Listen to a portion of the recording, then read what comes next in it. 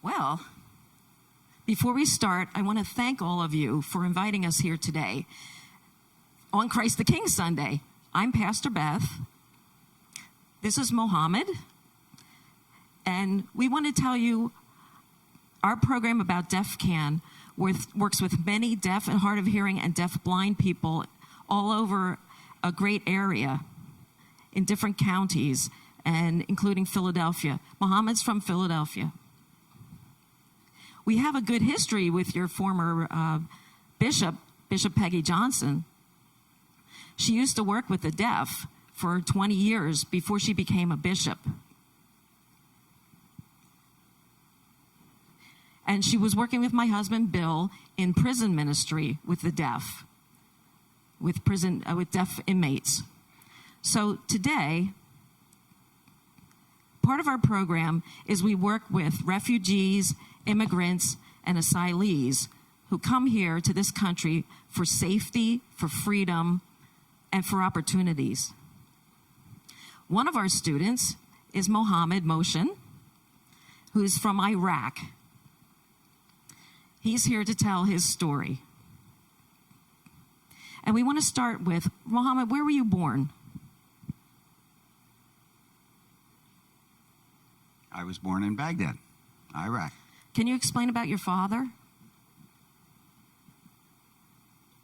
Well, after Iraq, we moved to the U.S., but tell me about your father.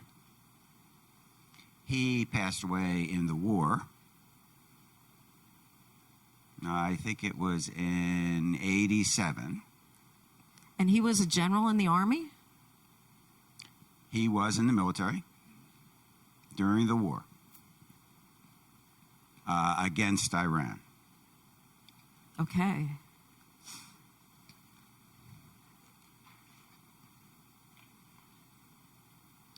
Next slide, please. Can you explain growing up and your schooling? Yeah, I was sick a lot when I was younger. I had gone to school and then got sick, and I missed a lot of school. Was your school very strict, or? Yeah, it was very dangerous, especially for the deaf children. Didn't understand reading, couldn't understand what they were saying, and they were very strict. They would hit us on our hands. So they physically abused you? Yeah, it was very tough for all of us, all of the deaf children. And how old were you when you left school? I left when I was 13 and got involved with training for carpentry. So you were a carpenter? You learned you went for training in carpentry? Yeah, I got a certificate and did that for a while. And then I moved and switched to doing bakery. So you had a variety of jobs. I'd like to explain, at age 18, the United States were looking for weapons of mass destruction in Iraq. And that war continued for 5 weeks and 3 days. They were looking for Saddam Hussein. And this was his sign. They found him, but they didn't find any weapons of mass destruction. During that time, the United States lost less than 200 soldiers, but Iraq lost 45,000 soldiers and at least over 7,270 civilians. And then things started the insurgency in that country. It became much more dangerous. And next slide, please.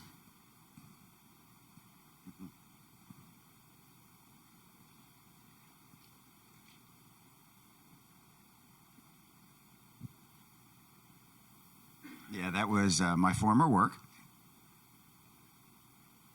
That was about 98, 97. Up until 2000. I worked full-time at the bakery. And then things got worse and worse after the war. We were in hiding much of the time. So did you go to bake the bread every day, and did you get there on your bicycle? Yeah, I had to leave about 4 or 5 o'clock in the morning to go to work. And sometimes it wasn't open because of the war. So I had to look on the highway. I was driving along the highway, and I saw this mound of dirt in the ravine next to the highway. I didn't know what it was. There were a lot of these mounds of dirt. It was the first time I saw anything like that. So I drove on, and all of a sudden it exploded and knocked me off my bike. And I was terrified. My mother was texting me, and she was really worried about me. I said, "Mom, I'm safe." So, thank goodness she was, it was really a close call. And God protected me. So, wow. Whew. There were many explosions. 12 times I experienced explosions from IEDs. 12 times. Wow, 12 times. And you were saved every time. Yeah, one time when I was at the bakery, I looked at the highway, and there was a massive explosion, and all the blowback came back at us. The cars blew up, just disintegrated, and all the dust and explosive materials came at us. And different American soldiers came to try to protect. We had to hide. And a lot of the shrapnel hit our faces. Ooh. Can you explain about the time that you and your friend were leaving work? Sure. Well, worked during all day till about 9 o'clock at night, when everybody was pretty much back home. Got together with my friend, and we discussed walking home.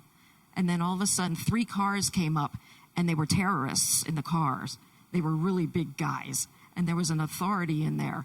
And my hearing friend was with me, and we were scared. And I said, I'm really deaf. I'm deaf, and I'm so terrified. And he was like, "It's okay, calm down, don't worry. Just be patient." And 3 of them came up to us with guns. I was shaking. I was so worried. I couldn't even sign. I couldn't remember how to sign. So my friend said, "He's deaf. He's deaf." And they were like, "Oh, you're lying." And they asked for my ID. They looked at my identification. And I said, "What's wrong?" I said, "I think they're going to kill us." And he's like, "Don't worry, just be quiet." So the authority in the car, they had blackout windows, and we couldn't really see, but those soldiers went to the car, the authority, and they were talking about me, I think. I don't know what they were saying, but a few minutes later, they came back, and they said, "Come here." And I thought they were going to kill me. I was so afraid. I prayed to God for my life. I said, "Please, God, save my life. Help me." And they said, "Okay, you be quiet. Don't say anything. If you say anything, we're going to find you, and we're going to kill you, and we're going to cut off your arms, and then we're going to kill you." I was like, "Okay, I'm not going to say anything. I promise." So I was so shaking, terrified. And then they hit me on the back of my head, and they kicked me in the back, and I fell. But they said, "Go." They had a gun at me, and they said, "Go." So I took off on my bike, and, I was hurting from that physical abuse. But my hearing friend, I don't know what happened to him. And then the next day, I found out that they killed him. And, I was so worried. I was so paranoid. I was thinking that they were going to come after me at my house. So when I got home, my mom was like, "What's the matter?" And I said, "Oh, I got in a fight." I didn't tell Mom the truth. I couldn't. So My mom has she had a stroke and she has diabetes, and I didn't want to cause her any more stress. So, I wanted to take care of her. So I told her a story that wasn't true, that I was in a fight. So, I tried to go see where my friend was, because at that point I didn't know yet that he was killed. I didn't know. So I was walking back and I saw, and I was just overcome with grief. And I read a notice that said that he had died. So I asked another friend what happened, and they said that they shot him in the head, and he died. So I was just overcome with grief. Was he the interpreter for you? He interpreted, yes, he interpreted for me with a terrorist, and I cried. It was awful. I couldn't tell anybody about it, so I had to keep it all to myself. It was so frustrating, and it was just an awful experience. How many times did you are confronted with terrorists? 4 times. 4 times I was confronted with terrorists. They held me at gunpoint. It was awful. So God really protected you. Absolutely.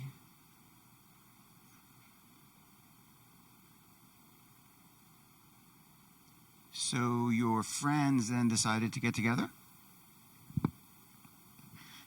My mother wanted to come to America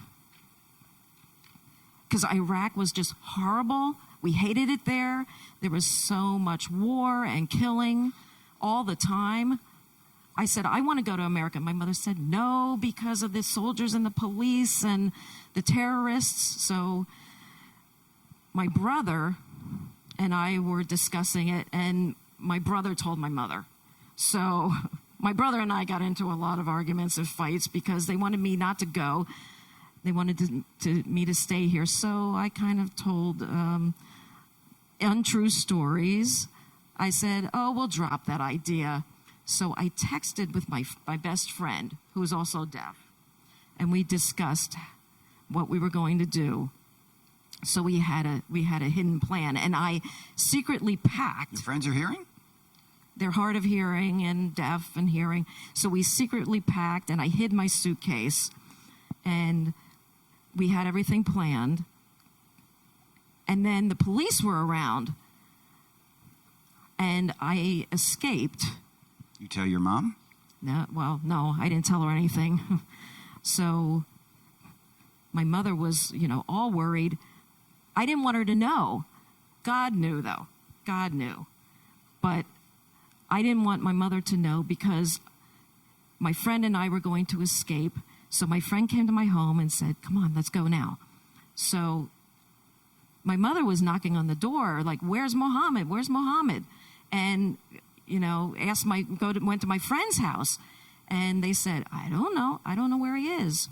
So I had to secretly hide and leave my home. So early in the morning. You got a Lyft ride. Yeah, I got a Lyft ride with my friend, and we drove to a hotel. Again, this was all in secret, and we were texting, and in the morning at 5 a.m., we met 3 of our friends on a bus. 3 of you got together. We went on the bus, and we secretly signed. I was so scared. I didn't want anything bad to happen. I wanted us to be safe. So the bus arrived at the bus station. The police checked you? There was a security check, and the bus stopped, and they said, come here. They got everybody off the bus, lined up. I was in the back. And they checked everybody. They checked all of our papers. And they saw my name was Mohammed, but they were looking for a Mohammed. But they were looking for a person with a different last name. So, thank God I was safe. So we went into the check where they had to check our passports into Turkey, the border with Turkey. So, I was kind of like hiding in the bus, and they checked our passports, and they gave me the papers, and I sat down on the bus, and the bus started to going, but then the police showed up, and we were like, what's going on? We didn't know what was going on, and the police came up, and they came up to me. They thought I was the Mohammed they were looking for. It was actually the guy sitting right behind me. It was a hearing man, and they caught him, and they took him off the bus.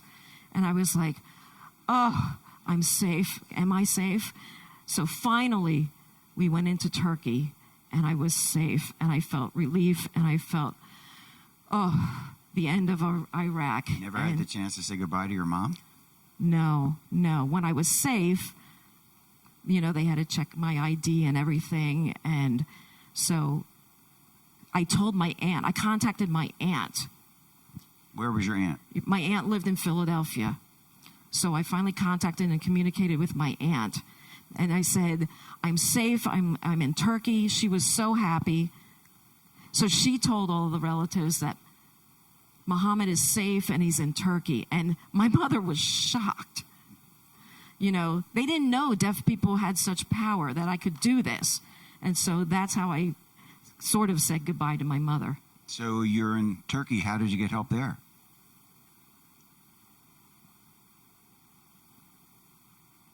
The UN helped? UNHCR? Yes. Tell that story. So I was working as a welder. And my phone vibrated, and my hearing boss from Turkey said, I'm deaf, I can't talk on the phone. So he answered the phone, and he gestured to me, you can go, get your passport, you can go to America. I can go to the U.S. I was so excited. You said that the UN wanted you to go to Canada first?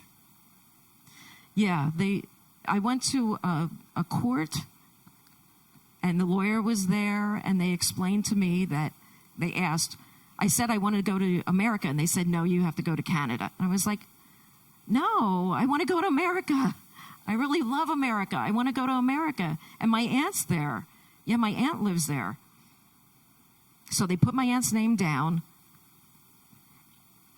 and they said, I can go to America. So we were communicating with my aunt. I was so happy. All the paperwork was done, and I was able to fly to America.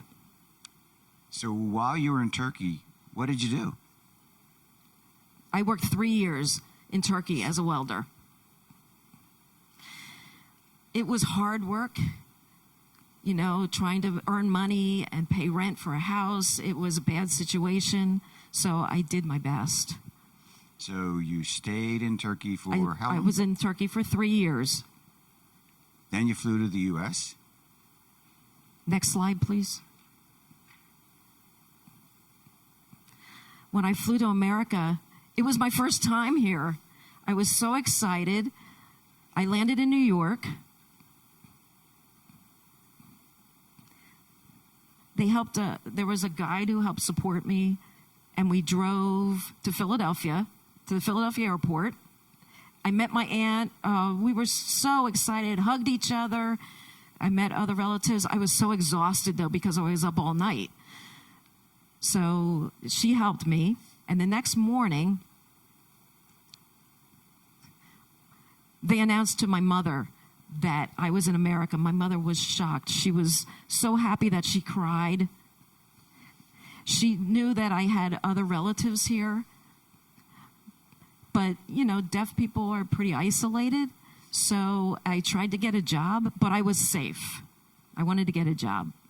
So you got here in America. How did you learn American Sign Language? And you didn't know English, right? Right. So in New York, I saw a few people signing, but I was so confused. And when I came to Philadelphia, I decided that to look on Google on the computer. So I looked up ASL videos and the U.S., information about the United States, and I practiced, and I watched, and I practiced. And over time, I started to use a video phone and talk with people with sign. And it took me about 7 months, and then I became natural at it. And then you got your driver's license. Yes, I did. Yeah. I got my driver's license. I was in a program that helped me learn how to drive, and I passed, got my license. Congratulations. Then how did we meet? Do you remember? I think through a lawyer, the refugee immigration lawyer. I'm sorry, I didn't really know who you were, but then we met. Right. We got together, and then you started coming to our class with other refugees from other countries. Yes, yes. Learned more ASL, and then you studied and got your citizenship. Absolutely, yes. Actually, in August you passed, right? Yes, I passed my Became a U.S. citizen. citizenship in August. I was so thrilled. Thank you. Thank you. Thank you. And praise And now, God. I just want to add that in Philadelphia, he used to walk and then take the bus to go to work. And sometimes he would ride the bus 3 hours to get to Westchester for classes. So, and then all along he was getting surgeries for different conditions, going to different doctors, trying to figure out why he had abdominal pain. Couldn't find, then finally got surgery on his liver. Yeah, they took out part of my liver. He had worms, apparently, from all his travels and being with dogs and goats while they were sleeping in different places. And eating them. And so now he's supposed to have surgery again in December, and said, ugh, if I could just have a car to get around it, or I can't get any place, I have no money. And the same day, Deb had texted me and told me that somebody has a car. Do you know anybody who needs it? And bingo. Yes. I just talked with Mohammed. He's in desperate need of transportation. So we got together with Joe and Krista Carsons. I don't know. Are they here? You're here. Oh, there you are. Thank you. Thank you. Bless you. Thank you. Love you.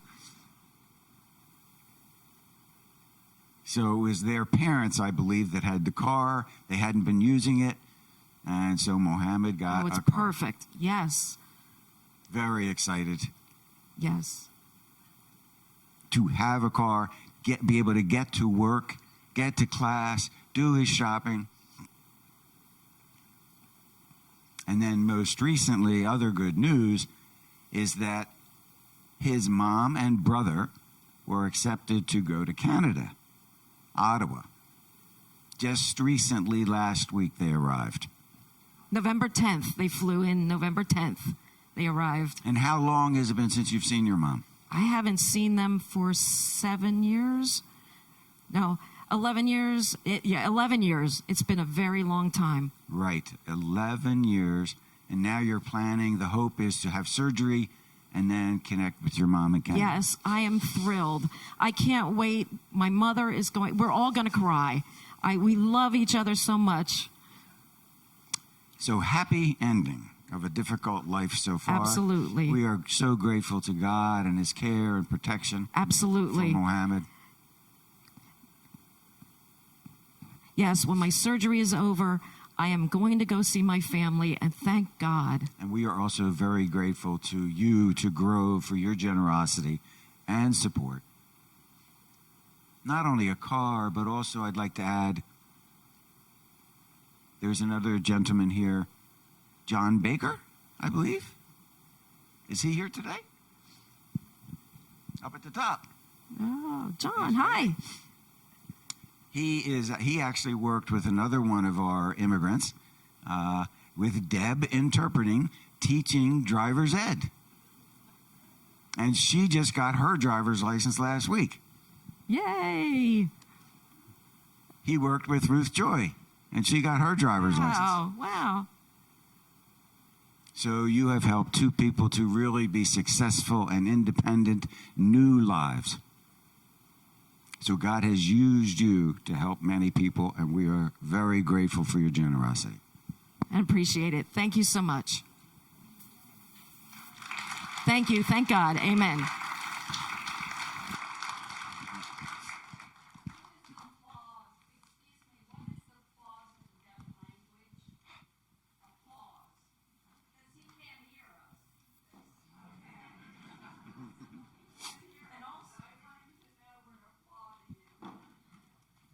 And also, this is I love you. And he says, I love you all. And I would just like to add, I would love to have been in the car, or maybe not in the car, watching the interpreter and the trainer and the driver. That must have been something to see. A little taste of what we go through all the time. There were a lot of prayers going up.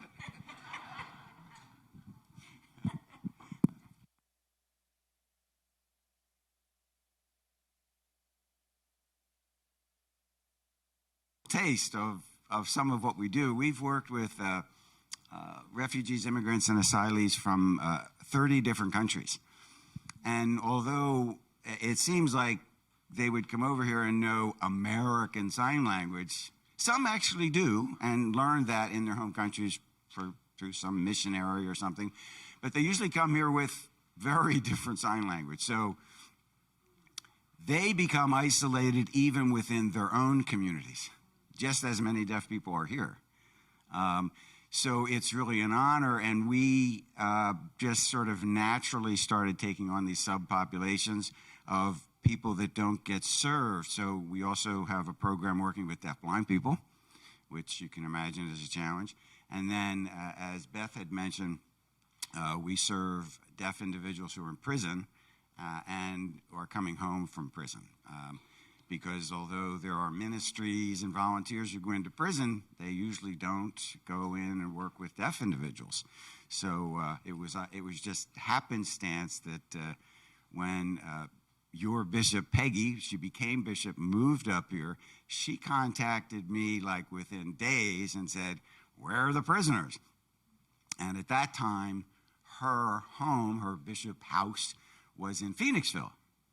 And right up the road it's now Phoenix, it was then Graterford, is where the deaf inmates in the eastern part of the state were housed. So we started working together right away. And I think that went on for about 10 years while she was here. And so we are grateful, and that's our story. Thank you.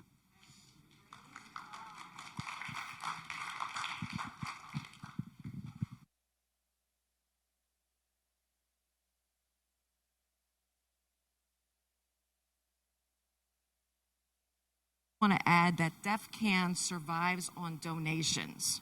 So there's their information if anybody feels that they wish to donate.